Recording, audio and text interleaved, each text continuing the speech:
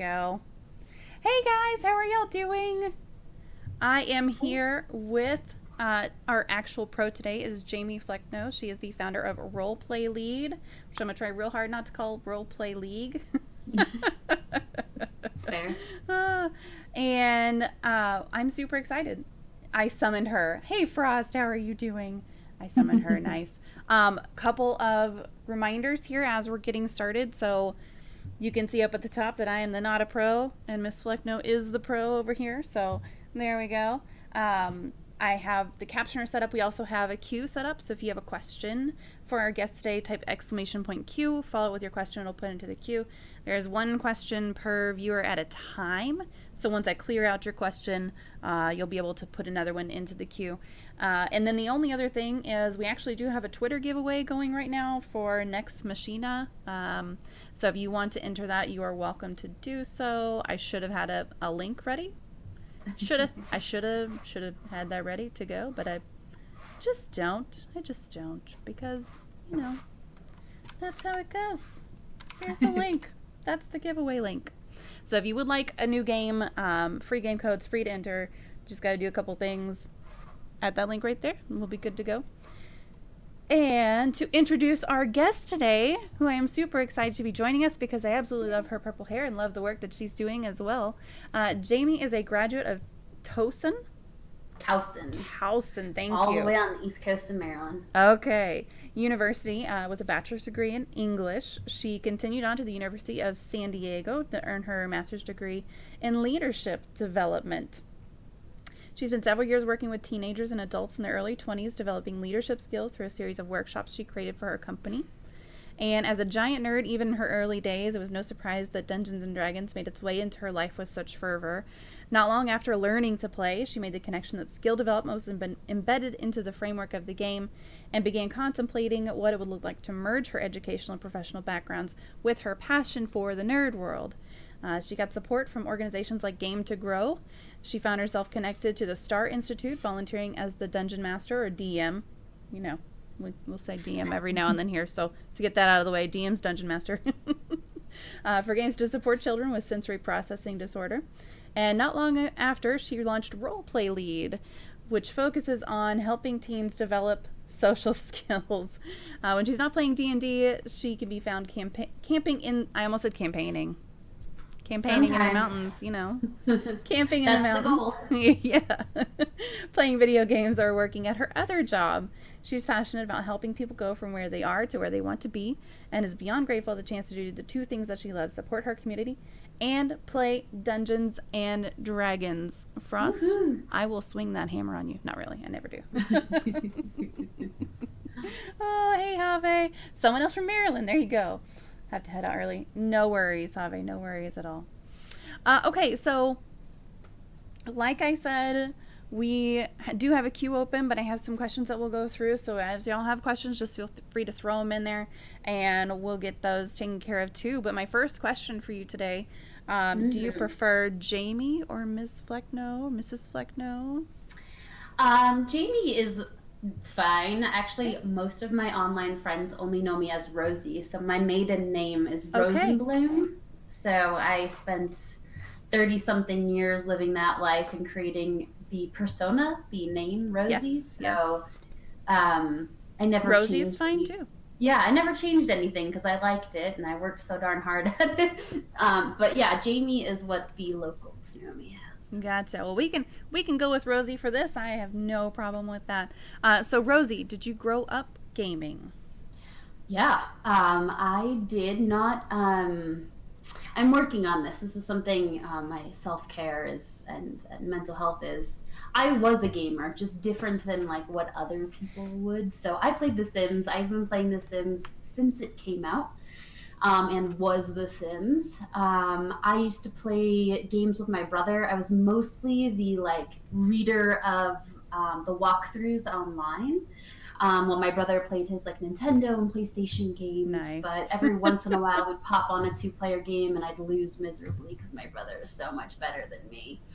But yeah, I love board games as well. My dad, often when I would spend time at my dad's house, we would play a ton of Clue and Monopoly and Risk.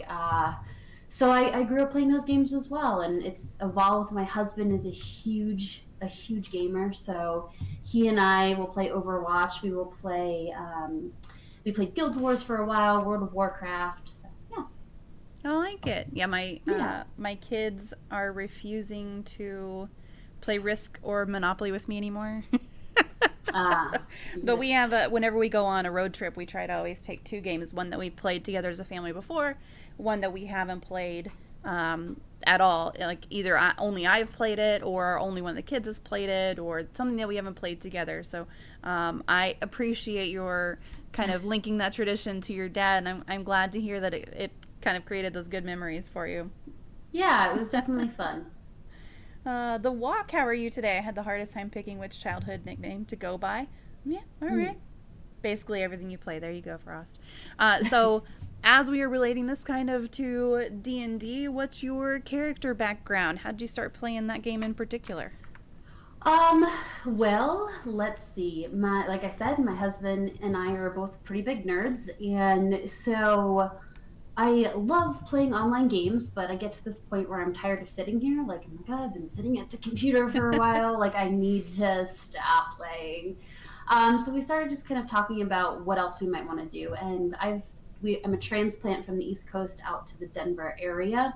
So I've been here about 3.5 years now. And about 2 years ago, we were like, why don't we have any friends that are nerds?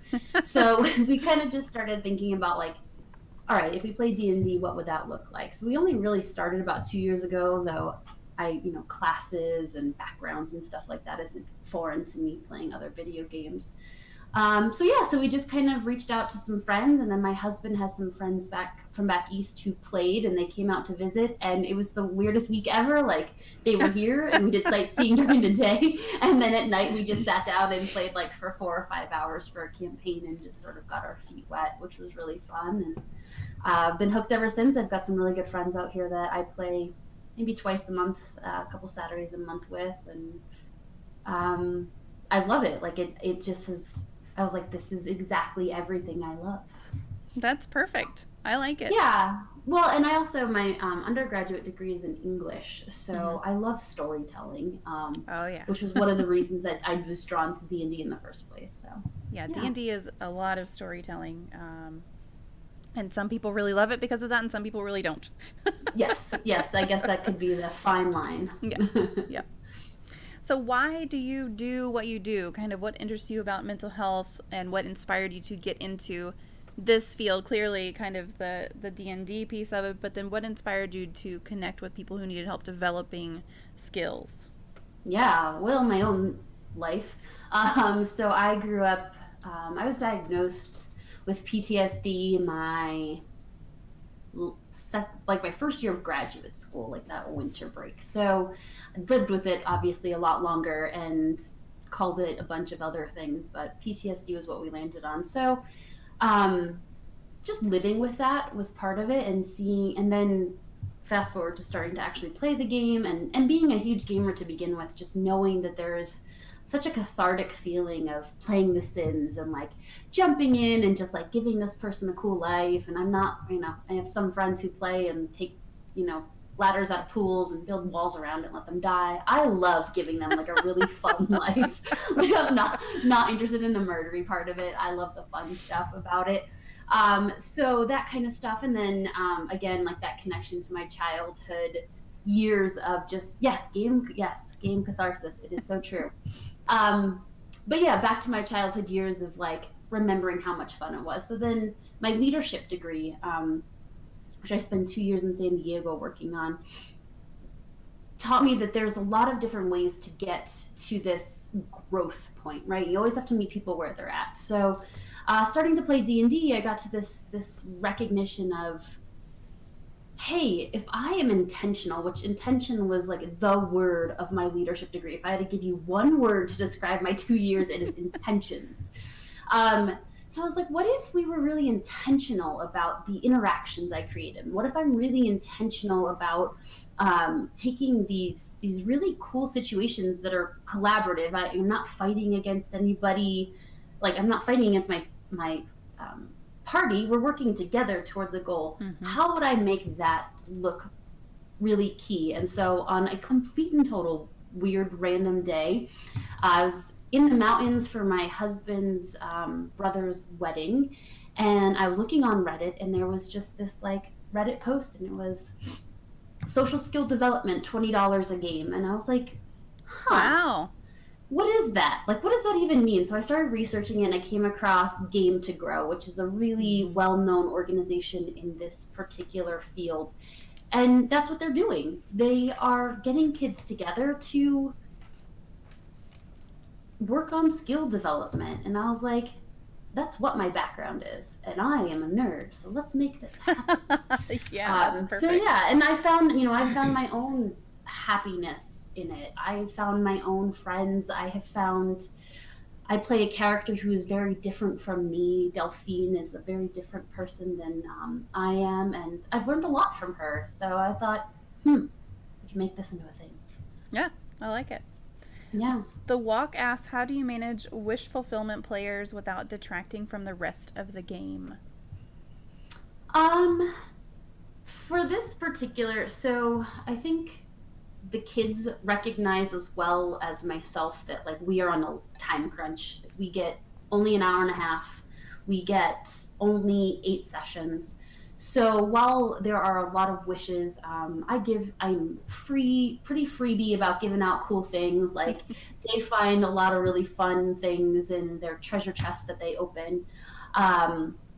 I was very giving of levels as well, but I have 7 kids who've come back for their 3rd time now, and they keep playing the same character. So I'm like, y'all aren't leveling up for like another 2 months.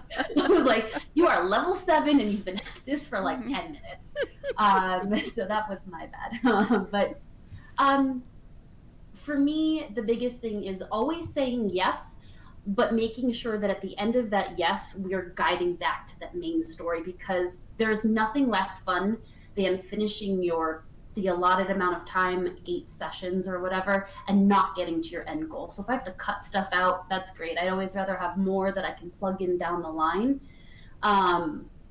But always making sure that like, okay, we have 2 more sessions left. They need to be at this point, right now in it, so that they can make that end goal by the time we finish. Otherwise, what the heck fun is it if you don't have a small end goal to finish? So it's always yes for me, though. That's true. I feel like that's true of life too. Like what's the point if you don't have any goals? Good question. Alexa, turn on the computer room. It's getting dark in here. Here I am. I'm still here.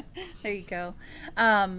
So do you use anything in particular to just stay organized during these campaigns to kind of keep track of your players and where your goals kind of are? How do you stay on top of that?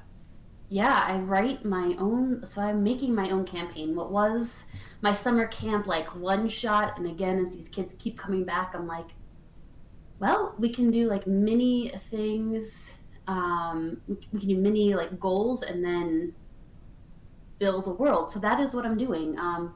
I have a map, which I don't have with me, but I've created like a continent now at this point.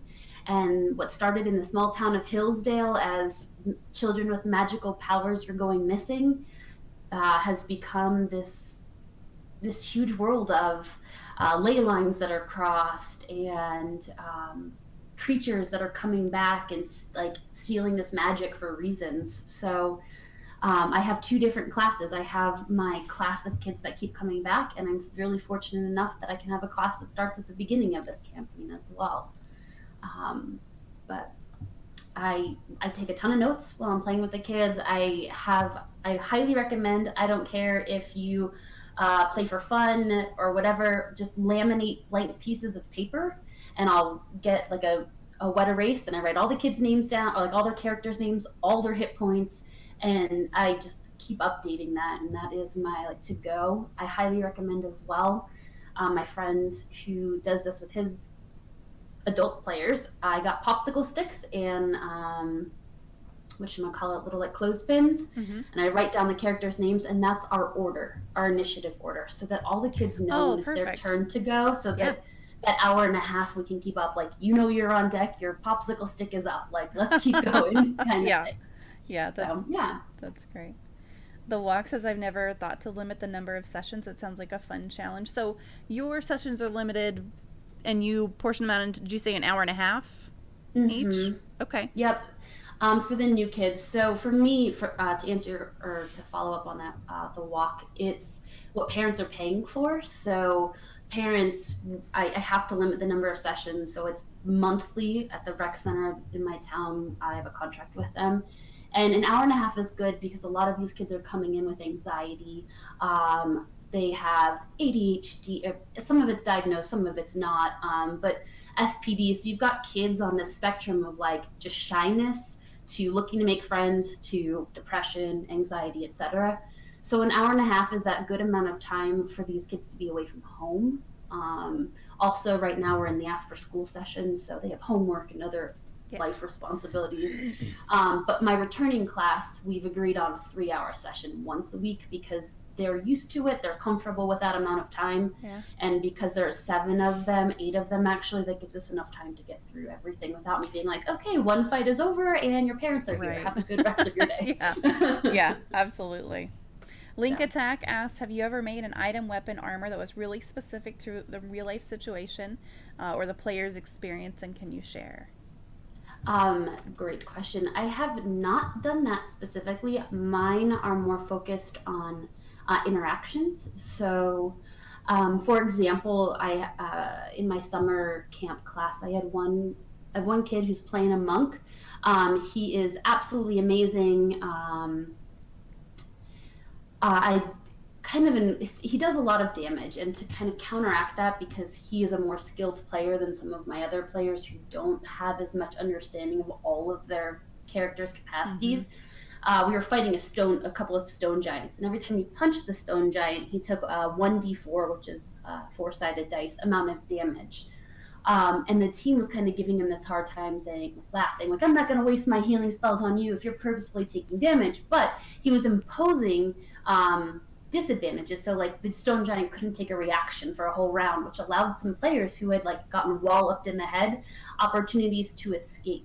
So, anyways, the player came to me and said that he was feeling really terrible, and the character was also feeling terrible. So I created a specific interaction where he was woken up by an elven lady who had called to him and said, "You can, like."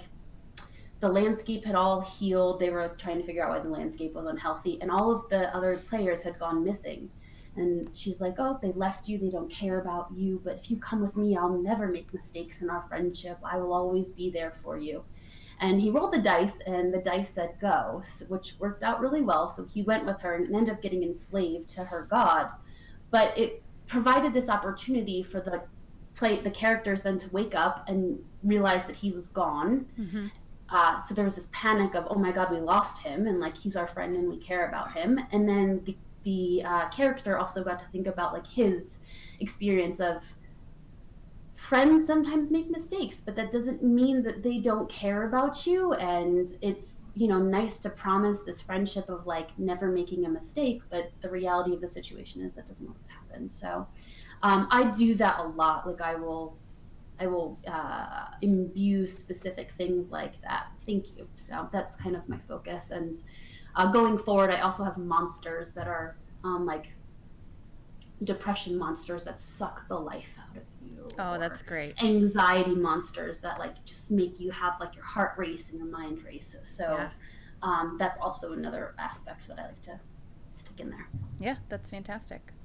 Matt Tatter asks, how do you encourage Shire kids to be leaders when there might be more outspoken kids wanting to take the lead? That's a great question. That is a great question. I actually have a situation that I'm set up for Tuesday, for tomorrow night. So I've got 2 kids in my class who are awesome talkers and have played before and are really comfortable with all of it. And I have a hall of leaders that they're going to be entering. It's the Hall of Elders, I'm so sorry. And it's they're in this like dwarven town, and anyways, they're going to enter this, and there's this whole riddle that explains like elders listen and things like that lets them know. But basically, as they walk into this very long hallway, the louder they talk, their echoes are going to echo down the hall and get sucked into the find the door, and their voices are going to get quieter and quieter. So my hope, my expectation is that my two kids that are talking the most are going to go in and be like, this is what this means, and this is what's happening here, and then their voices are going to get sucked away, which is going to require them to be softer spoken or not speak at all, and will give opportunity for my quieter kids to talk. But that being said, Matt Hatter, I would love to follow up with the characters are like that. My players are very wonderful. So I've got a girl in my group who's dyslexic, and she is our wizard, which requires a ton of reading. And almost always somebody hangs out with her, helping her through her spells, helping her add her dice, and like group them together. So this is going to be an interesting experience because, like I said, the players I think are very good at sharing space. It's the characters that aren't. So this might be an interesting opportunity, which I'm kind of excited to see how it goes for them, because like I said, those players are awesome. They help me build characters. They help level up the other kids when we hit that leveling point. So they're really spot on. So it'll be an interesting opportunity to kind of see how that goes and see how the group. In the Shire, quieter kids, the other players in my group will give them that opportunity, like, oh, I heard you say something. Do you want to, I can't hear you. Can you speak up? So they're pretty good about that.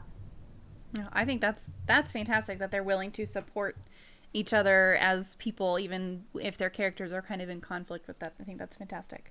Sounds like an incredible challenge. Love it. Yeah, absolutely. Absolutely.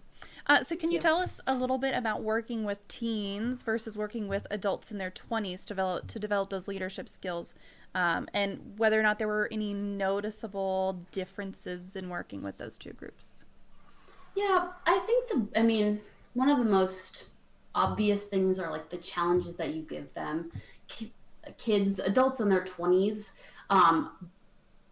their situations need to be more complex, right? So there's a lot of layers involved. Not to say that teenagers don't have a lot of layers, they definitely do, but it is easier for them to reach back to what it was like to be in your, like, play development stages of like 8, 9, and 10, right, versus when you've hit your 20s, it's a lot harder to get back there. So those challenges look a lot different to me. They involve a lot more why, like there's a lot of why involved in it, and you have to give them the why this is important, why you need to be working on this. Whereas kids in their like tweens, teens, like 11-ish and up to 17 is who I work with right now. They just want to get their hands, like they just want to be part of, they want to have fun. Like they can let go of a lot of that, and it doesn't take as much to like help them let go of their what's what I'm looking for, like their nerves. They can just kind of jump in. Whereas the older you get, the more nervous you get about doing something right. The more nervous you get about being goofy and having fun, and it just takes a little longer to warm up. So I would say that's like one big difference is we're playing D&D, guys, and we're gonna have fun today. And they're kind of cool with that. The older kids, the challenges you put in front of them, there has to be a very, very good reason for it. Yeah. Yep. So absolutely. Hey, Matt, how are you? Okay, so we have Mads Hatter and we have Matt Hatters. So that's good. Perfect. Not too confusing. Yeah, no, not at all. So I find it really interesting that you talk about the why questions with kind of the older group versus the younger group, because it's my youngest is 5.5, or well, I think he started calling himself 5 3/4 now.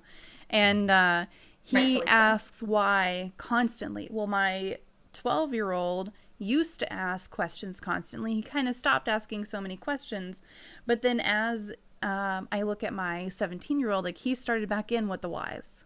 Like he's like, well, why are we doing this? Or why do we have to do this? Or, we're that middle age. You're right. They really kind of do get into the, all right, well, let's just do it. Yep. We're here. This is what's happening. We're just going to kind of roll with it. So I think that's great. Matt, yes, anyone's able to ask a question. We have a queue set up. I don't know why it's not reminding about the queue.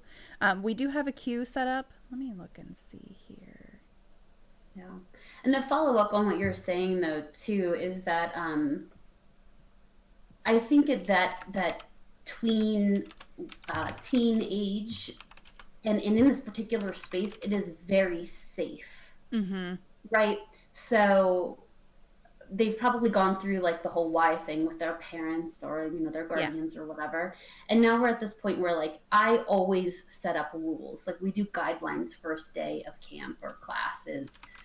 How are we going to treat each other? How do we want each other to, how do we want to respect each other on this at the table, And so I think that also provides a specific, like, I can test my boundaries here and try things. And I think Yeah. that's the coolest thing about D&D is there are no real life consequences, right? So you do something really stupid in game, it happens. You don't have to take Yeah. it home with you. Like no one's life is really at stake. So I think also that's a bonus to the space that I'm in, is that they kind of know that that's safe. Yeah, we've talked about that in relation to gaming before, where part of the draw for gaming and also part of just kind of the support of mental health for gaming is that you are in a game and you control exactly what your character does. It's immediate feedback. Something goes wrong, usually you can just go back. And if it's something that you saved, you go back to a save point. If it's not something that you saved, you can just redo it in some way, shape, or form. Or it changes your storyline, a very little bit in the game. Matt, it's exclamation point Q. There's no space. I didn't want it to put my non-question into the queue, or you can just type it into the chat because we are watching chat, so it's fine. Riptide, hello, how are you? So could you explain a little bit about sensory processing disorder? I know that you said you worked with what's the organization you? Oh no, the Star Institute. Yes, that's the one. Could you just explain a little bit about sensory processing disorder and kind of how gaming supports the development of those skills? Yeah. So SPD is. Basically, think of it like in your brain there becomes this like traffic overload, right? So think you're at a stoplight and all these cars start piling up.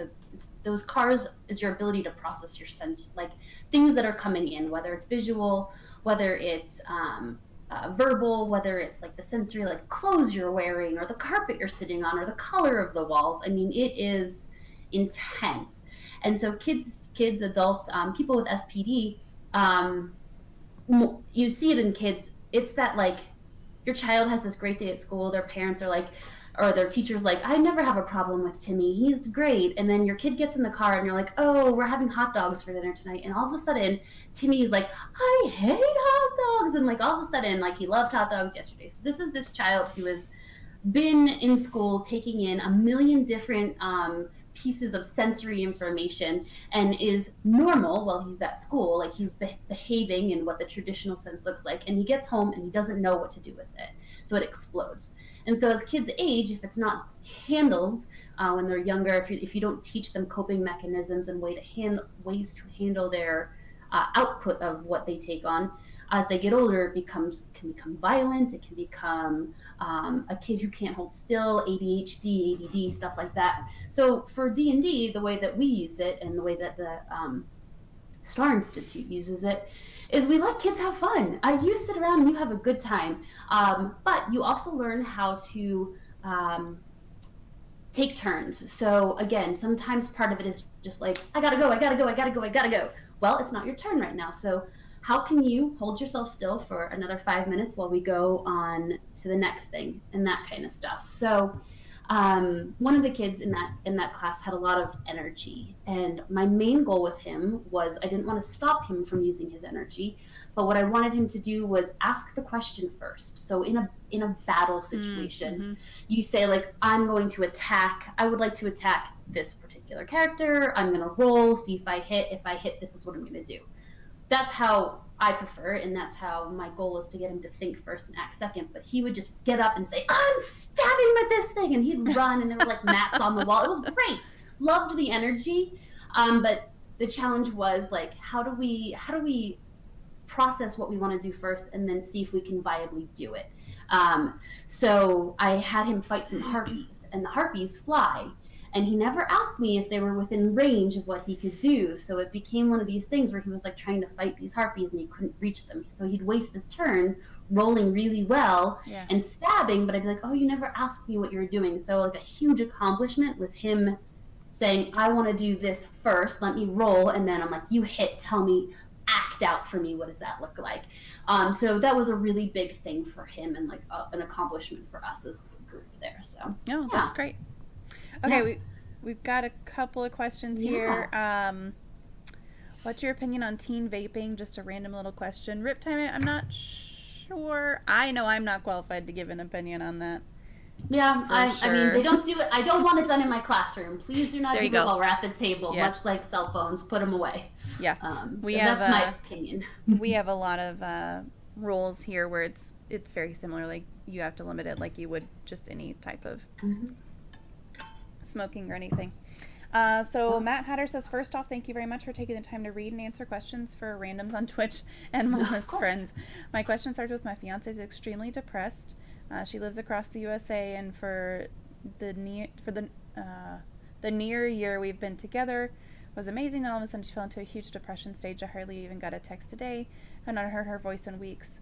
I know that is selfish for me to start off, but the question is, what is a good way to show her I care and love her very much without causing her falling into a more cut people off bit? Okay. I miss her a bunch and have reached out to friends and done research on, and I know it's extremely hard for her right now, but in a non-selfish way, I'm trying to say it's hard for me as well. That does sound like it would be a hard thing as well for you. That's, I mean, again, living with that, my poor husband, God bless him, and all of my depression as well. So first and foremost, like, you're not alone. So that's important to remember. Again, I'm not a professional by any way, shape, and form when it comes to depression, like just as somebody who lives with it. I would say I just appreciate just when my husband just sits next to me on the bed and says, I'm here. Like, I don't need him to, like, I get like the creepy crawlies, like my skin starts to feel like Brillo pads, so I don't like to always be touched. But I just like to know that he's there. So him just sitting there and saying like, hey, things suck right now. I know, I'm here if you ever want to talk. And I usually I've done a lot of work. Still spend time in therapy talking about it. So that's a big thing. If she's not in therapy, I would highly recommend that she gets into it. And like I said, I mean, I've been in therapy since my parents got divorced when I was like 6. So pushing 30 years of therapy on and off. So only within the last maybe 10 years have I wanted to actually get better. And that was hard to and I say this with love, it is easy to be sad. It is easy to say, the world sucks, I have no friends, I have no one who cares about me, I'm gonna go lay in bed. It is a lot harder to say, what is the actual story? I can call my mom right now and she would pick up and tell me she loves me if I needed that. My husband is, in the other room, and I can tell he can come in here any minute and say that he loves me. So definitely there's this like part of it of just like, what's the story you're telling yourself versus the story that's the reality. So like it's we used to talk in like the leadership program as like literal and figurative. Do you title your paper first and then find research to support it, or do you go through all of the research and then find a title that fits your research? So that's kind of like a thing I would talk to anybody about is, are you telling yourself you have no friends and then finding all the research to support it? Or are you listing all of your friends and then writing the title, I've lost some friends, but these are the people I still know, or whatever. And then Matt Hatters to read that, just sounds really snotty, but saying, I hope you have a great day and you've got this, I'm not having a great day and I don't feel like I have this at this time. So just something like, I love you so much. I know it's really hard right now, but kind of acknowledging that struggle. Yeah. Mm-hmm. Yep. That's part of it too, is just being like, this blows. Yeah. Right. So, right. But yeah, I mean, if there's something you guys can do to connect, again, my ex lived across the country as well, and we played video games online together, and that was really fun for me. So if there's something that you guys can do together, that'd be really cool. even if it's like virtual, and just gives her a chance to maybe be somebody else, whether you're playing like Guild Wars or WoW, or they have a lot of online programming for D&D too. So yeah, sorry about that. I hope it works out for you. Yeah. I would just add, from kind of just a listening and leadership perspective, not necessarily mental health, but active listening is a huge thing. And the biggest piece of advice that I give to people whenever I'm prepping them to go into a client interview is don't start preparing your response until they're done talking. And I know that that has helped me whenever somebody is talking to me about how I'm feeling or whatever. If I can tell that they're already trying to figure out what to say, it feels sometimes to me like they are looking for a way to get out of the conversation. So if you are already preparing your response ahead of time, just make sure that you're really listening to what they're saying instead of trying to figure out, okay, well, what do I say next? Like, what's the next part of this conversation? And also that it's fine to take a second after they're done talking and say, you know what, I really want to respond to you in a way that's going to be helpful and add to this conversation. Just give me a minute, and then we can keep talking about this. Like, it's fine to pause. It's fine for there to be a little bit of silence. But I am glad to hear he said that she has therapy twice a week. Yes. I'm glad to hear that she is in therapy, and I hope that does help her. But Rosie, you're completely, I love what you said, it's easier to be sad. Like, it really is. That's the easy road, going into therapy and actually doing the work of therapy, because you can be in therapy and have nothing happen. Like, you can just keep going. Yeah. You can go once a week, you can go twice a week, and if you're not actually doing the work, that's a lot easier. It's hard to see your own part in all of it. Like, how am I making this worse? Yeah, absolutely. And that's hard. And it's hard to say that to people, because a lot of people who are really in that thick of depression or whatever mental illness they're struggling with, it's hard to say, like, how can you hold yourself accountable for getting better when at that point you're feeling miserable? So yeah, I get it. It's hard. It is hard. Yeah. I wish you the best of luck. You can always reach out to me on Twitter as well. I'm sure MommaFoxFire is always around too, but we can kind of talk about that more if you feel like you want to, which is totally fine as well. Depression flat out sucks. It does. It's awful. Don't recommend it. No. Do not pick it up if you don't have to. Yeah. No. She's not been online in weeks. Either way, thank you. I'm not quite the person who's an upset person. I usually try to stay on top of shit. And sorry for cutting in like that. No, you're fine. I don't think of it as trying to end it at all. Okay, yeah, the conversation. Yeah, I fully respect the answer and like the responses make sense. That's probably why it boils me up a good bit. Yes, absolutely. You're welcome. You're welcome. I hope that was helpful, and I hope that things work out. I think that's a really something that I know has been on your mind just from the conversations that we've had. So I hope that was helpful. Yeah. So you mentioned helping teens and tweens develop social skills through D&D. Is that something that happens naturally in the course of any D&D game with a good DM, assuming you have a good DM? Or is there an element that you intentionally add to your playthroughs that helps hone those skills for your players in particular, knowing what they are already facing as a challenge? Yeah, so I think it's a little bit of both. I mean, you can jump into a D&D game right now with a good or a moderately good DM, as long as you're going in. But again, as I said earlier, like, for me, the biggest thing is intentionality. So one of the main things that I focus on, so one of the best ways that this works and why I think D&D or like RPGs in general are really good for this type of skill development is that you play as a character, right? So I'm not playing Monopoly as myself, and my brother just bought the stupid last one that I really wanted and won't sell it to me because he hates when I get all the oranges because then I win the game, which I do.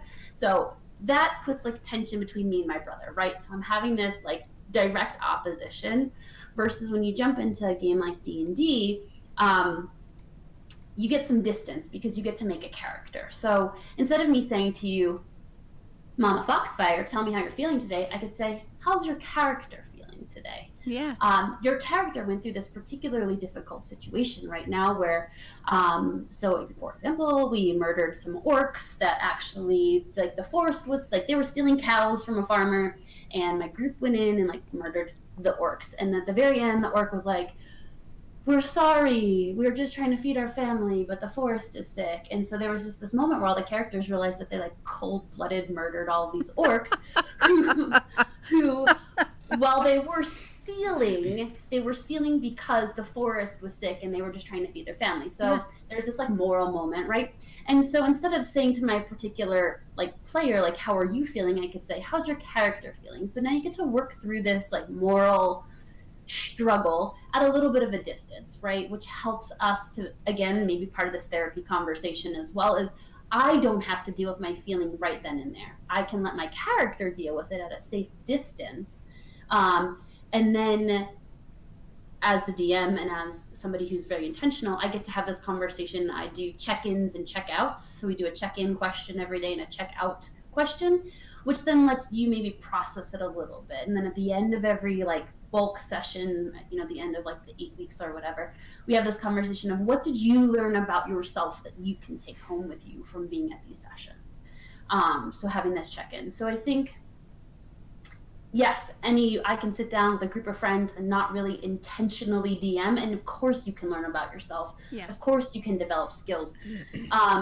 But obviously that's not what my parents are paying for. That's not what the expectation is. So the expectation and my goal is to do this. And then as the questions had come up earlier, if something comes up in game or I notice something, I can, again, I have a bunch of different things planned. I can ditch one of those things and pull in a new scenario, bring in a new character. So frustration tolerance is one really big subject we work on, because what's hard to do when you grow up, right? Even as an adult, it's hard to deal with frustration. Right.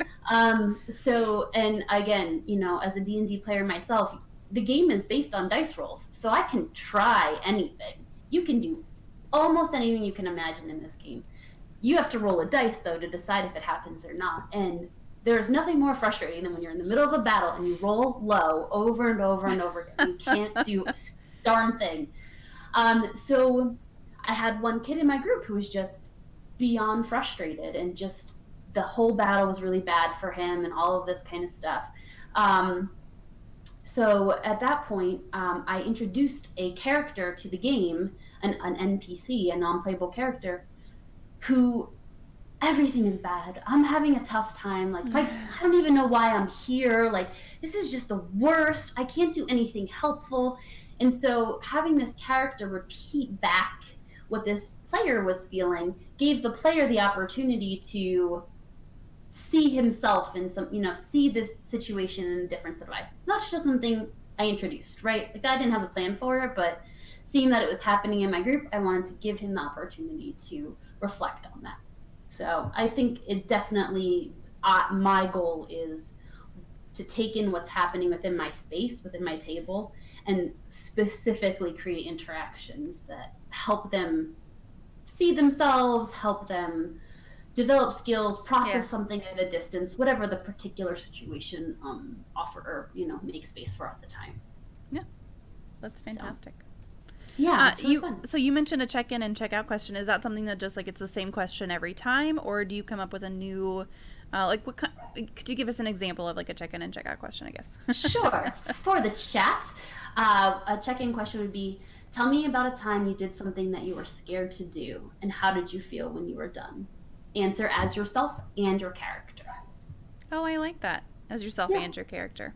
Yep. So this gives the kids who put in a ton of time for backstories, because let me tell you what, this does not end at the table. Kids create backstories. Right. They draw 65 characters, which I love. So this gives the kids who've worked on a backstory an opportunity to give me a snippet of that. And kids who didn't work on a backstory, gives them a chance to think like, all right, you're fighting mimics in a cave. Like, that was scary. Tell me about how your character is feeling right now. Yeah. And then gives them a chance. And then checkout questions are it's actually more, I do one word out. So one word to describe how your day was. How one word to describe your session today. Yeah, that's great. That's fantastic. Yeah. I like it. And that gives me like a gauge of like, boring. Okay, well that wasn't good. Or, you know, exciting or scary or new, you know, whatever. It gives me this like snippet of how they felt. So, that's great. I like that the kind of the check-in question is more about them and their backstory kind of, and then the check-out question is the, all right, how'd it go today? You know? Yeah. Perfect. All right, Mads Hatter. Yeah. Since characters playable and non-playable can die in the course of the game, have you had to address a yes?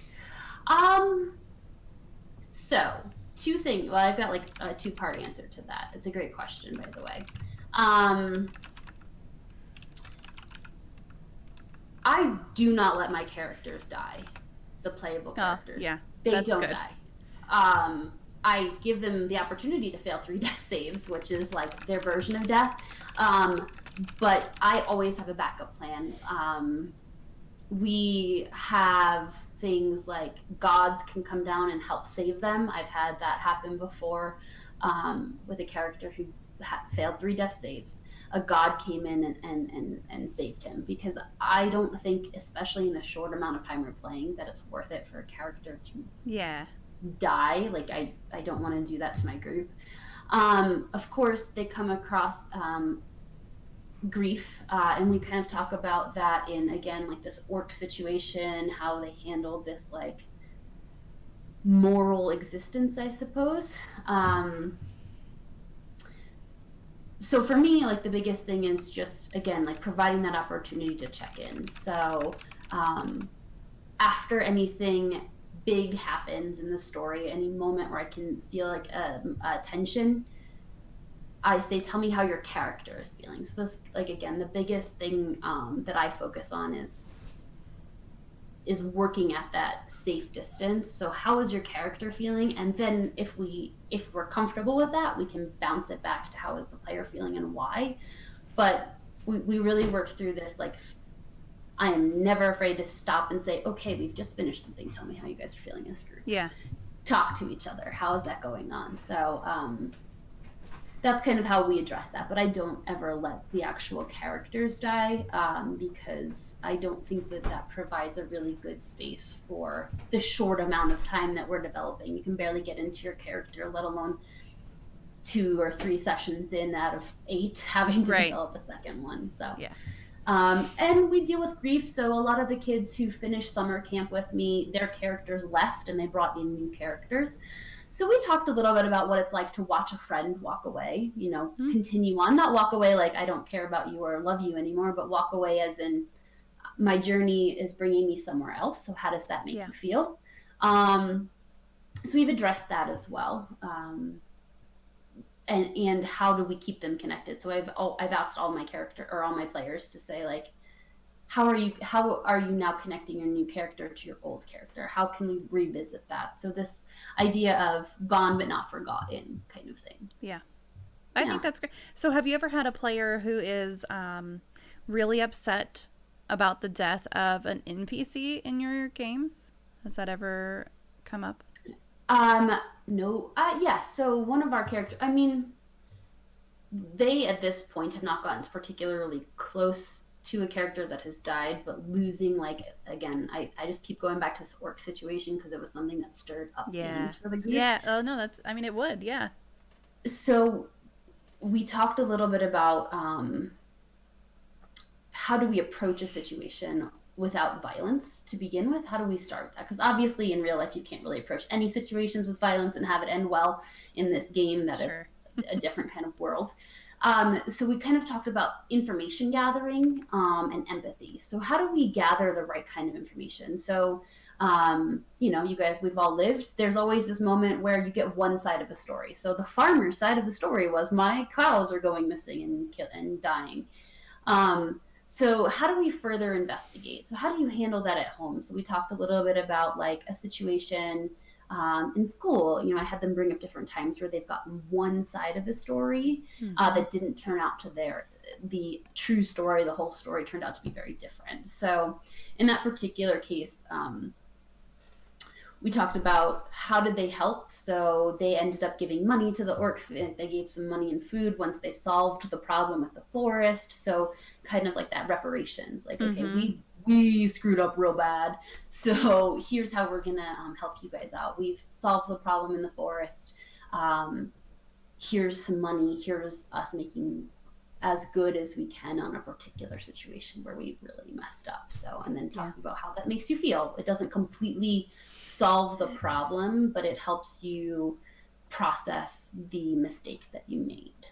Yeah. Oh no, I think that helping kids process through the mistake that they made is a great tool to give them. I know that with my kids, especially my daughter, she's very almost overly empathetic to people, very, very sensitive. Like if when she was younger, it was if her friend's teddy bear hurt, like she hurt, kind of thing. So she's gotten a little bit more where she can handle that, but still sometimes she'll come home with a situation with a friend and she's like, I can't believe that so and so did this and I just don't understand why they did this, and she's really upset, and I'm like, okay, well, what's their point of view? Right.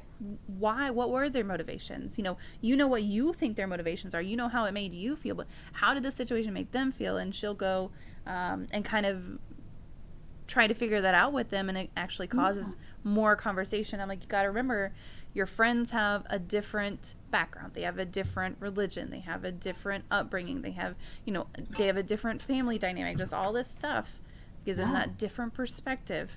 But yeah, that's, to me, I'm glad that you are kind of bringing up the empathy piece of it, and how do you make it right after you've reacted in a certain way. Yeah, even in the situation that I was talking about earlier, where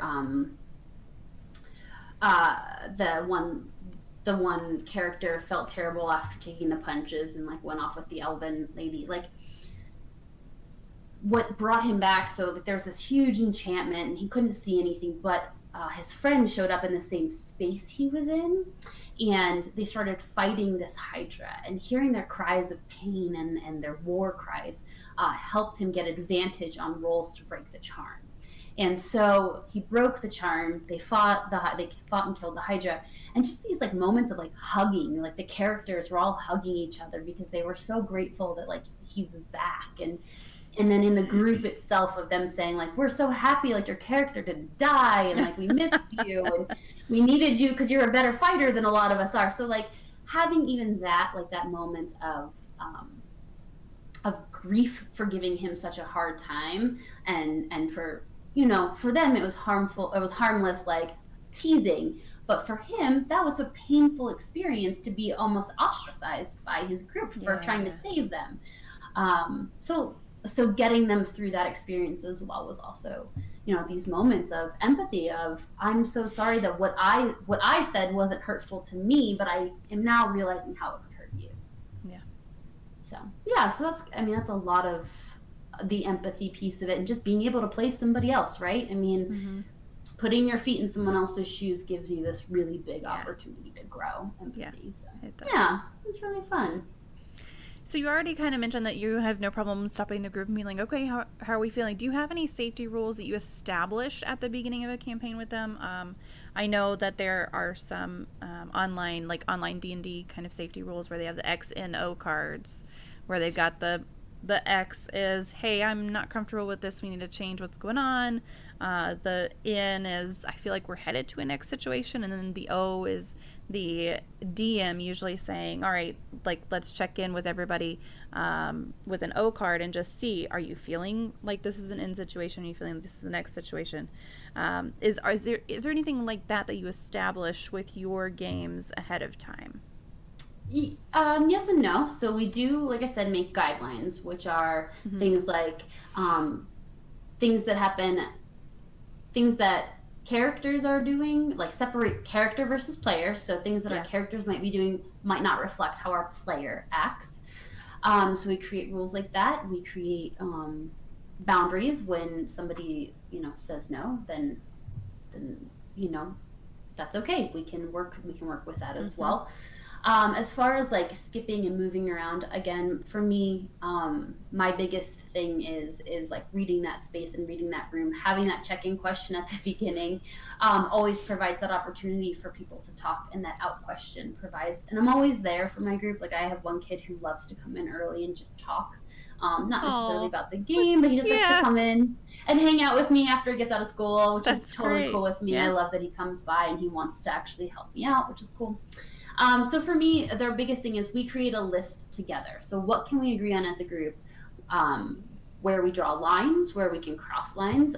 One thing I always encourage my group is, and again, I don't have these cards, but I always say to them, a little bit of discomfort is good. That means you're growing. A lot of discomfort is not okay. So if you're feeling a little bit uncomfortable with the situation, let's raise your hand and speak up about it, as yourself and as your character. But if you're feeling a lot of discomfort, that's a hard pass, and just let me know that we've hit that wall. Yep. I think that's good. Yeah, so that's our main way of getting through it. My cat's an attention whore, so he'll probably be back. That's okay. And again, that is why I have shut the door today, because hello. Yeah. Pets are also great. And they are. You know, and to answer, right, the pet thing reminded me of the earlier question of like the wish list. At the end of our summer camp, when I knew which kids were coming back, like they had killed a dragon, so they got some money, and I happily let them. I think 2 of them adopted a cat. Our wizard got a cat familiar. I've got one girl who just, for reasons, just loves carrying her rock Bob around, and like I love that she carries Bob around, and we incorporate Bob into as many things as we can. So for me, it's like all about the kids, right? Like it's not my game. I am not following a strict set of rules. Like I want, that was a good purr. Like I want all of them to do their thing. So even when I was working at the Star Institute, I had one kid who wanted to be an otter Scandinavian fighter. Okay, be an otter. Like we came up with stats for him for his claws. Another kid wanted to be a snake person. Be a snake person. And then one kid brought in like the weighted stuffed animal cat, like a heavy like one. Yeah.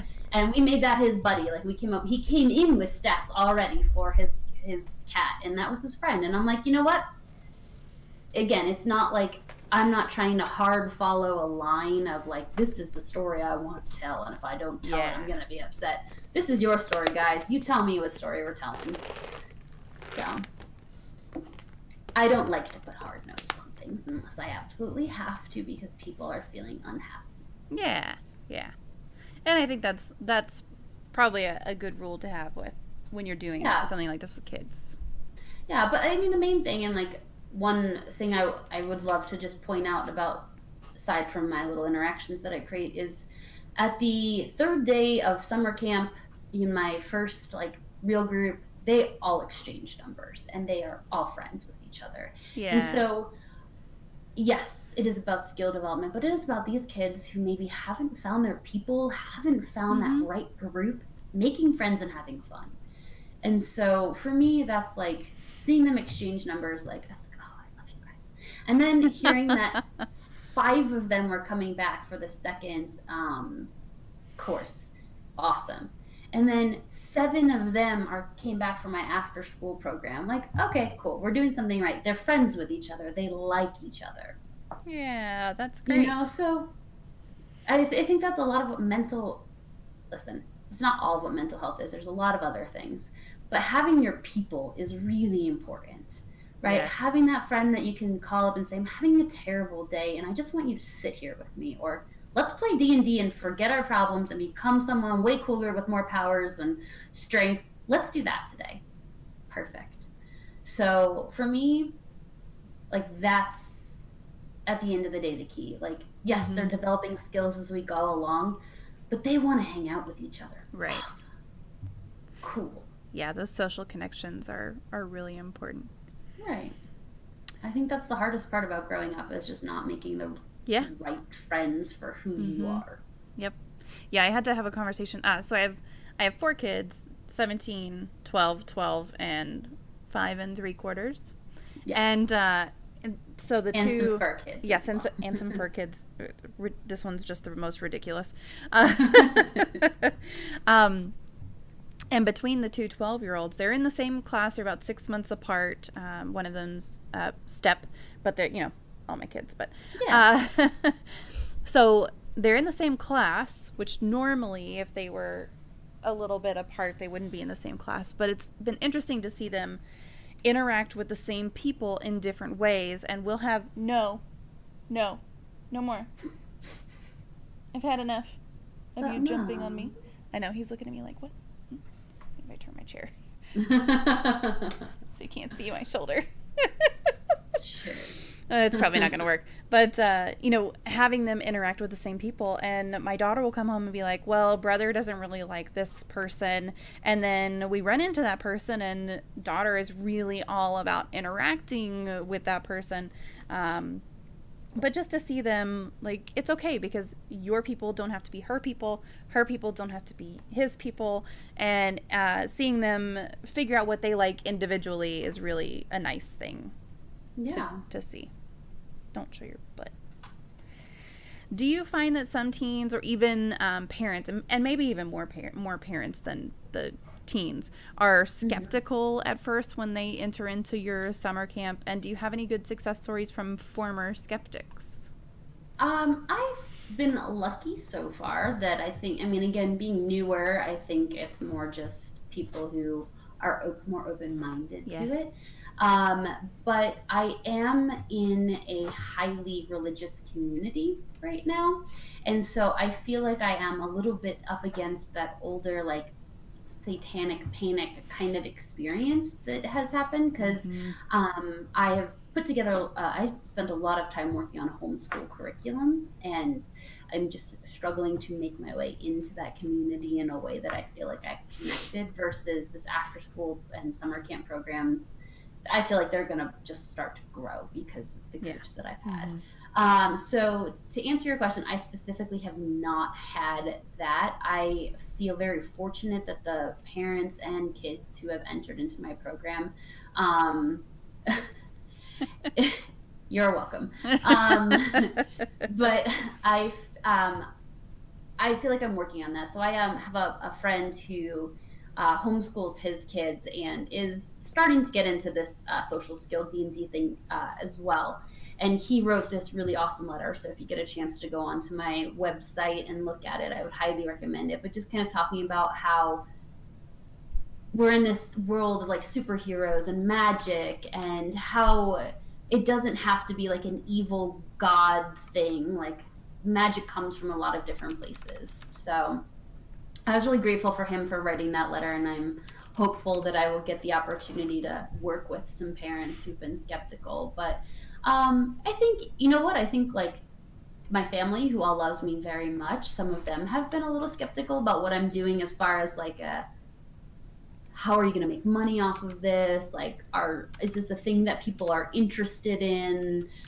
Just being non-gamers. I have a lot of family members who are not into the whole gaming world. So for them to just like, one of the more surprising supporters has been my grandmother. She has been really awesome about it, but not necessarily understanding it all. So I think there's that skepticism in that aspect of like, how is this helpful? Like, why are people using gaming for social skill? Like, how are you going to do it?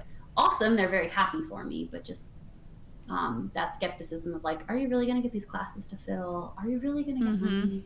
Are people going to pay you to teach their kids? And I'm like, yeah, they pay people to teach their kids soccer or ceramics or whatever kids, like the variety of things kids like to do. Yeah, sure. People are going to want their kids to play D&D because that's where their friends are and that's where they can learn how to develop.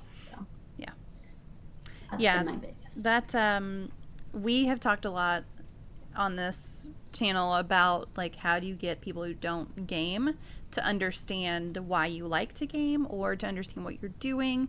And I know that so my mom and my sister actually compared streaming on Twitch to football because they were I think it was my grandmother who asked, I just don't understand why anyone would want to watch someone else play a game. And they were like, well, people watch people play football. Yeah. Yeah. Spend hours doing that. Why not just pop on someone playing Minecraft or whatever? Where you can actually interact with them. Yes, exactly, which is really fun. But one thing I would say, in addition to that, is thinking about play in general. And this is something that I've been very like a big advocate on and doing a lot of research on, is you learn your most basic skills, like incidental learning is what it's called, when you're a kid playing, right? When you're playing with your parents, your siblings, your caretakers, when you get to, grade school and you're on the playground and you're learning. So the really cool thing about D&D and gaming in general, doesn't have to be D&D, it's anything that we're doing where you're like interacting with other people or even playing games by yourself, is that you go back to that, right? You regress a little bit, in not in a negative way, but like you go back to this, like learning to take turns, learning to look in people's eyes, like learning to just socialize and cooperate with another person or persons to make something happen. And so my favorite example is like when I was a kid, my cousins and I we all lived in the same area and we all used to get together very often. And I was the oldest of the main cousins who hung out, and like we used to play pet shop all the time, right? Like one of us was the pet store owner and the rest of us were the pets. Now, it's fun, right? Like, yes. I mean, we used to do this all the time when we were kids. House, like whatever, insert whatever make-believe game you and your siblings or cousins or friends used to play. Yep. Well, I can't bring a bunch of teenagers together and say, all right, guys, you're the dog, you're the cat, you're the bird. And, you know, like, I don't think that anyone would be interested in that. So how do you get back to that using your imagination in a way that is age appropriate, right? Mm-hmm. So that's where gaming comes in. That's where this experience comes in, is it's like, all right, we're going back to this, but it's age appropriate. Yeah. So, and the nice thing about it is it's like not competitive. So the challenge of like a Monopoly or a Risk is that you're competing against each other. This, you're all working towards the same end goal. So that takes a little pressure off. But I mean, I think that's one of the things, like play is so important, even for adults. Like that is why I love my computer games or my D&D time or whatever. I love playing. Duh, let me play. And that's why I love doing that with the kids. It's just so fun. Do a Comedy Central first. Yes. So, yeah, I think it's wonderful that we have like that unstructured time of, we don't have to do homework. We don't have to read this particular book. We don't have to set the table. Like, this is unstructured fun time. Yeah. You know? Yep, absolutely. We sat about back in the day and all roast each other constantly. I feel like that's more of a teen type thing. Yes, for sure. And I think that's good too. Thank you. Good night, Pumpkin. I love you. Yeah, right. I know. Usually Frost's in there and he goes, "Good night, Pumpkin." So have you ever had to overcome misconceptions with the kids who come in and say, they don't quite understand what Dungeons and Dragons is, or they have like just kind of a preconceived notion of what it is? And has there been any instance of them not quite understanding what the game is where you've had to explain it to them? Absolutely. So a lot of my advertising and reaching out is really towards parents, right? Like my goal is to get parents to recognize that maybe if their kid needs a little help. So sometimes their kids have no idea what they're doing. So we get to spend time talking about it. And this is what's really awesome. And this is what I was saying about my players versus my characters. Mm-hmm. My players, the couple that have been involved in it, are awesome.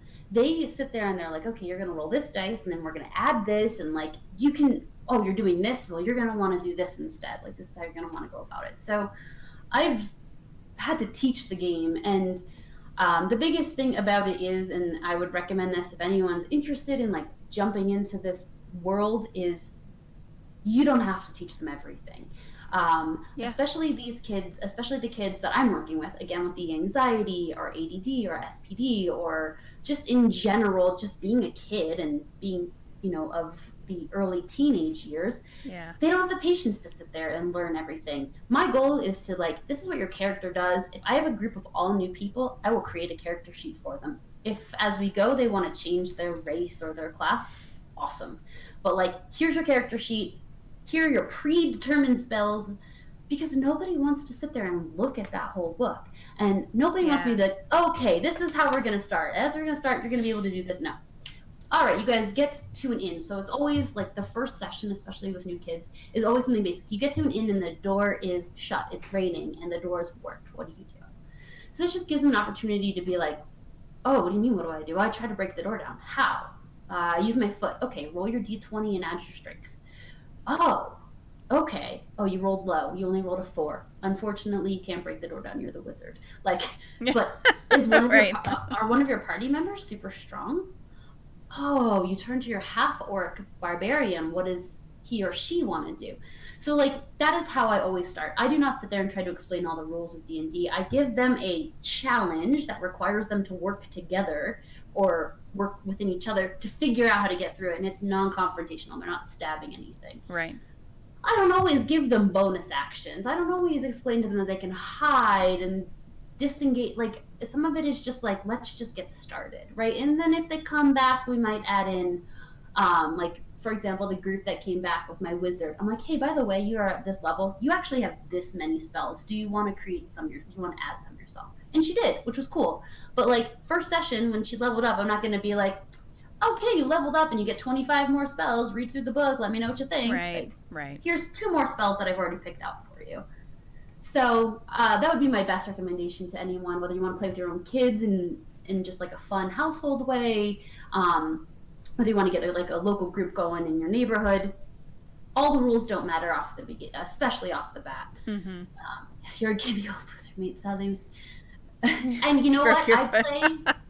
I am a mean DM when I play with my kids. If they roll a natural 1, I make them roll damage, half it, and it goes to somebody who's within range of what they've done. Because, because it's fun that way. Like, a natural 1 means you failed. And, like, combat is happening. So another thing I always remind my kids, like, there's 9 of you in this group, and it takes us 20, 30 minutes to get all the way around. But this is 6 seconds, right? So, whoops, you shot that arrow off and accidentally shot someone in the back. They take 2 points of damage. It happens. Yeah. Yep. So. So if you could change one thing about the mental health field or people's views of mental health professionals and educators in particular, which is kind of the space that you're in, what would it be? I mean, first of all, the mental health field in and of itself is just, there's such a terrible stigma about like getting help in general, or taking your kid to a professional for whatever particular what's what I'm looking for, whatever they might be showing. Like, help your kid out, get them help. I think one of the biggest things is the earlier you can diagnose a child with whatever particular issue that he or she might have, the easier it's going to be to get them through life later, right? They're going to require those coping skills. They're going to know what sets them off, et cetera, et cetera. So that'd be first and foremost. Is there's just such a stigma around getting help, no matter what age you are, that hurts my feelings. As far as like the views for where I sit or where other people in my field sit, I'm not playing D&D for fun, right? Like, I'm not here just so I can play D&D more. Like, I am here to help people, and that is my goal. I take time, one of the things that, I don't want to pay, that's a lot of money for something where you're only there. I spend hours of my own time at home putting together something for your child. I spent more money than I would care to tell you on my master's degree in leadership development so that I can better understand how groups function and how the different roles we play in groups and how that helps or hinders things. And I'm applying that to these particular situations that your children are in. So, I'm here because it is, yes, it's fun. It's awesome that I get to hang out with your kids and play D&D, but like, I have their best intentions in mind. And so, when I send out that interview questionnaire type of thing that asks you, like, tell me about your child, please tell me about your child. Like, don't just write, my child likes to pick their nose. Like, no, tell me about your child. Like, what is he or she good at? What are he or she's opportunities? Because this is going to create a better game and a better intention setting for your child from my end. So I think that's a big thing. Like, I had a parent who was looking at the homeschooling program, and they're like, right, my child, that's exactly, it's just like that kind of stuff. But I had a parent who's like, oh, I don't want to pay that much for homeschooling. How come it's so much? And I was like, I created an entire curriculum from scratch. I'm going to take home all of your kids' stuff at the end of the day and incorporate a lot of it. I have map drawing, I have monster creation, I have NPC creation. I'm going to then incorporate that into the main story so that happens. Like, it's a lot of time for me. You're not just paying me for the handful of hours I'm with your kid every day, but also when I go home. So I think that goes across the board. Like, there are so many awesome people out there who are offering community activities for your child. Like, it is a little bit costly, but at the end of the day, you are helping your child grow. Yeah. And like, let your kids have fun. I mean, that's just like a mental health thing in general. I know that schools are crazy right now with the amount of homework they give and things like that, but let your child have some fun. Make sure that they're having a good time. They're not just doing sports because you want them to get a scholarship when they graduate, or that they're just doing a ton of homework. Like, what are they doing that they love to do? Yeah. So those would be my things. Yeah, I think that's great. And I think from the perspective of just educators in general, oh my gosh. Okay, all right. From the perspective of just educators in general, like, I feel like that's a group of people, in addition to mental health professionals, who are just so underappreciated. And I think a lot of people don't realize how much work actually goes into even just a regular classroom. Oh, yeah. And my grandmother she actually retired from being a special needs early education teacher for, I think, fourth grade. And my sister-in-law teaches she moved up to, I think, first grade from kindergarten this year. And it's amazing how much stuff they do on weekends, in the evenings. Just, they're there during normal hours with your kid. Yeah, they stay after. Sure, they get 3 months off, but I promise you that 3 months in the summer is spent doing work. Right. If not during those 3 months, then across the rest of the year on weekends and late nights. So right, and then they stay late and go back early. I have a friend who's a high school teacher. Like, she didn't finish, her last day wasn't the kids' last day, and her first day wasn't their first day. She had to go get her classroom set up, go to conferences, and like, we spend a lot of our own money on things too. Like, the amount of I would love to show you something really quick before we go. Hold tight. Yeah, absolutely. Tyrion, stop.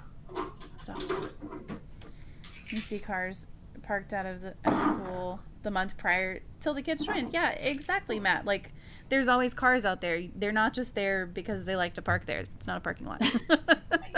And like, I do fun things. So like, I made a health potion for the kids, right? Oh. So like, it's not required, but like, it's fun. And then you just roll your dice, and that's your health, right? And so like, I buy like one thing because I really like to work on numeracy with all the kids as well. So like, I bought a whole bunch of beads, and like, they have ammo and rations and torches, and every time they expend one, they drop a bead in the thing. And like, some of the money I earn pays for that, but some of it is just me being like, oh, this would be helpful. Right. And that's the same thing with like teachers and educators in general. My friend and I were talking about, she's like, I have a dry erase board. I get 1 pack of dry erase markers for the year as part of my budget. Because do you think that lasts a whole year? No, of course not. Yeah. She has to go buy new ones. So just stuff like that, where it's like, we work really hard to make sure that your kids are having a good time and a good education. Yeah. So absolutely. Yeah. And that's also something to keep in mind, like, whenever you're buying school supplies and looking at these daunting lists of things that you have to buy, they're going to get used. Every single thing that you send is going to get used in the classroom. Sure, a pack of dry erase markers might go to the teacher next door who doesn't have any, or whatever. It's going to get used in the school. It's not like they're taking them home. Right. And if they are, it's only so that they can work on something and bring back later. Yeah, exactly. So, and like, one other thing that I would tie into that is just for parents. Like, I think I'm overall pretty fortunate that, again, these particular kids that I'm with now, their parents are interested. But like, nothing hurts more than having a parent say like, oh yeah, you're doing this for fun, but like, I don't care, or like, I'm not interested, or I don't know what you're talking about, so don't explain it to me. Learn. Like, if your kid is interested in D&D, go online and learn a little bit about it. Watch an introductory video about it, so that you might not be able to engage in a full-blown, in-depth conversation with your child, but when they say, I killed an orc today, I rolled a natural 20 and got 20 hit points of damage, which was the most for my entire group, that you can at least follow that thread a little bit. Yeah. And whatever it is, soccer or ballet or ceramics, whatever your kid likes, Yeah. try to figure out how to talk to them about it a little. Well, I have a really good example about that too, because my two middle kids are really into gaming. They play all kinds of different stuff. And so one day my son came in and he does all of the Fortnite dances, like all of them. Well, he started doing something, and my husband made this just like offhand remark of, "Oh, that's from that stupid game." And I'm like, wait. It's not a stupid game to him. That's not a big deal. But so now it's to the point where they know that they can't really talk to him about something that they really enjoy, but they'll come and talk to me. And then my daughter, she's on Discord too, and she messaged me the other day about something that she did in Animal Jam. Animal Jam is not something that I'm super familiar with, so I asked her a couple questions about it, and it's like just that tiny little bit of asking, okay, wait, your den is where you sell things? Like, is that also your store, or is that different, and how do you decorate it? Like, just kind of trying to understand, like, at least to get that engagement piece in there, where then maybe if they have a problem with their friend, they feel like they can at least talk to you because you're just going to ask questions to figure out what's going on. I agree. I think that the more open we can be and the more interested, even if you don't know, just, like you said, saying something is stupid or not interesting to you makes your child not want to come to you. And this might not be a big thing, this whatever hobby or thing that they're doing, but you never know when it becomes a big thing and they want to be able to come to you. So I would just say for parents, like, find a way to be interested, find a way to do a little research if you're completely clueless. I have my life is weird. I have a very young half sister. She's like almost fully 20 years younger than me. And I've recently developed a relationship with her via Snapchat. And I do not use Snapchat for anything else but to go on there and continue our streak. And some days she just sends me like the black picture of a ceiling and it just says streaks. And other days she will just all of a sudden start to message me and I'll get messages from her. And like, I'll go on there and make sure I take a picture every day and continue that streak with her and like help us hit whatever our goals are, because I would love to be able to be there for her when something goes wrong, or if she has a question about something that maybe she can't ask my dad or my stepmom about. And that's awesome. Like, that's cool. And she loves Fortnite, and I've never played Fortnite, and I tried it, and it's definitely not my game, but I love that she plays games. So I will continue to talk to her about it and tell her the games that I'm playing. And I share the stuff I'm doing with my business, and she shares how volleyball tryouts and she made the team. So like, these are cool things, and it's not my stuff, but I love her and I love that she loves those things. And well, and you're keeping that avenue of communication open, whether it's something meaningful. There is a potential that something meaningful could be communicated over Snapchat, like on any given day. So just keeping that avenue open, I think, is great. But fork knife. Exactly. But pretty much. I think it's really awesome that you're doing this and that you have this going. No, thank you. People like me can come on here and talk about things that we love, and you can share your stories, and we can talk about how to heal, or at least cope with whatever's going on around us in the best ways that are good for us. So that's absolutely awesome. Well, I do this for my grandfather, who was either murdered or committed suicide. Either way, he's missing. And if he had someone to talk to, if he did commit suicide, then if that stigma wasn't there, like, maybe he would have talked to somebody. If he was murdered, then whoever did that could have talked to somebody about their problems too, and it would have helped them. And kind of just to destigmatize a little bit, even though this isn't necessarily my field where I make money from. It's just my passion. So that's awesome. But I appreciate you saying that. Does anybody have any other questions for Rosie today? Any other Q&A about D&D, about Roleplay Lead, anything? And then while we're seeing if anybody has any questions, I wish you would stop putting your butt on my microphone. Sounds undoable. Is there anything that you want to share, any shout outs that you want to give? I did post your Roleplay Lead website into the chat a little bit earlier as well, but anything you want to talk about organization wise or anything like that? No, I mean, if anyone's watching this or does down the line rewatches this video and has questions, I can absolutely help you get started. It's fun. It's a lot of work at first, but I'm grateful to, Game to Grow, who I mentioned earlier. They got us going in here. They've gotten me.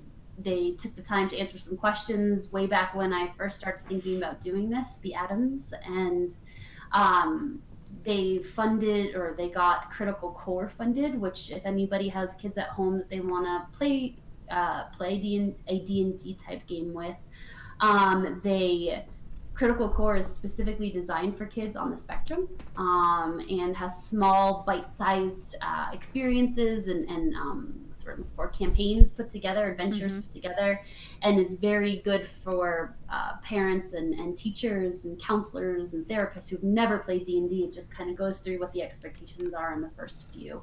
Oh, that's great. Yeah, so Critical Core, it's going to take a little while to launch, but keep an eye out for it. They got it fully funded. They got support from Critical Role from Matt Mercer, who is a huge, well-known name in the D&D community. So I would highly recommend looking into something like that. And like I said, if you're just looking to get involved in your own community here, locally, just let me know, and I'd be more than happy to help you get started on that.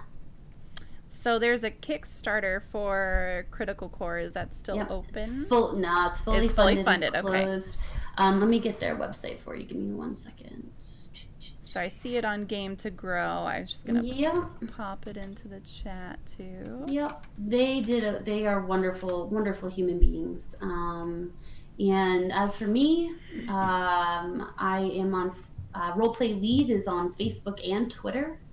So I would love to have more people follow and ask me questions and all of that good stuff. That always helps as well. So here's that link also to Roleplay Lead. So the link to Critical Core and the link to Roleplay Leader in chat if you guys have not visited those. And then you can access the Twitter as well. I think post those if you want. Yeah, absolutely. Yeah, I have everything on there. Or you guys can just go to... Here is Roleplay Lead on Twitter as well. Y'all be sure to go and give Rosie a follow on there. Thank you so much for taking the time today. I appreciate it. The cat appreciates it, except for he's biting me now. It's my pleasure. Thank you so much for having this available for people, because I think I've watched some of your old videos, and they're just really helpful and nice. So. Oh, thank you so much. Okay, y'all, stick around for just a minute. I'm going to disconnect with our guest today, and I will be right back. I will give you the cat cam because Slinky is asleep in the Death Star right now. So give me just a second, guys. I'll be back.